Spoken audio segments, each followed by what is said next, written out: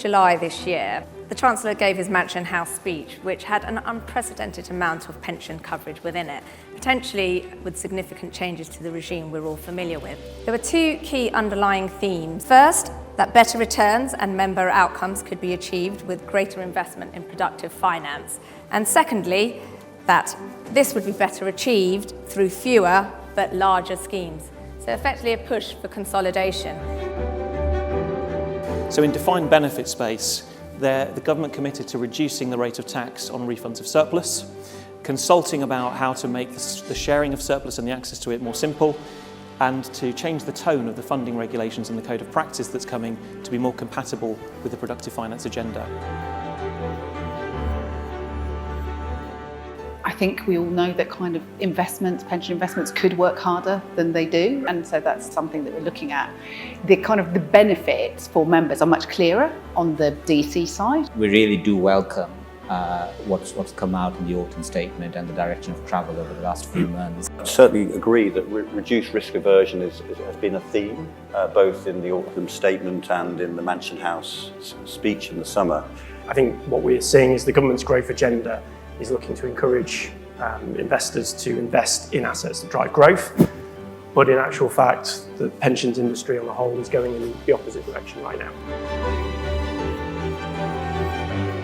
At WTW, we are passionate about helping employers, trustees and individuals deal with this potential prospect of inadequate outcomes at retirement. Really important to raise the standards for those lower and middle earners to get employers and employees paying a minimum 12%, which will generate that little bit more than the state pension to make a real difference to people's lives in retirement.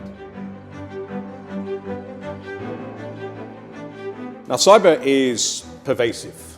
I would argue that its tentacles reach far and wide, and actually when we consider the dependence of, again, our ability to operate freely within that cyberspace, again, I would argue that cyber is most certainly up there as one of the most significant risks moving, well, through 2023, of course, and most certainly into 2024.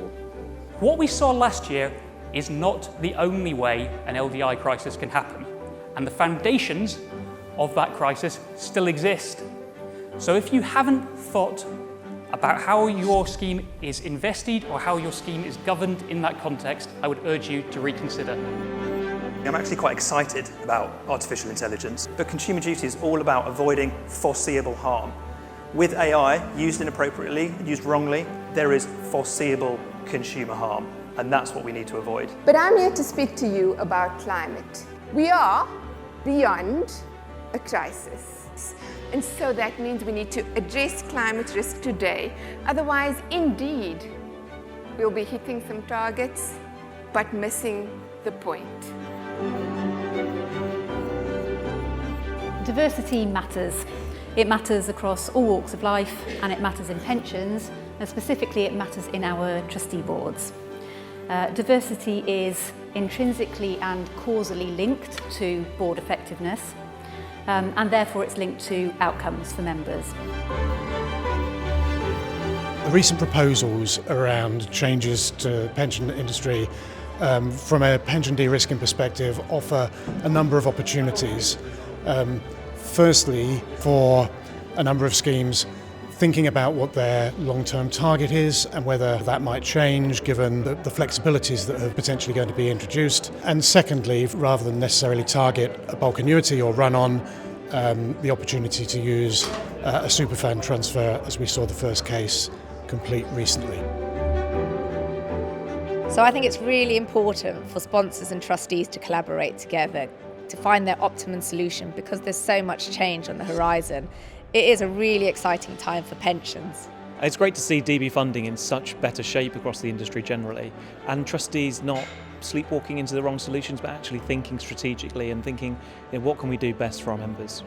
We're in a wonderful situation at the moment where there's an alignment between the government's economic objectives and its view that pensions present pension schemes present an opportunity to help the government's growth objectives.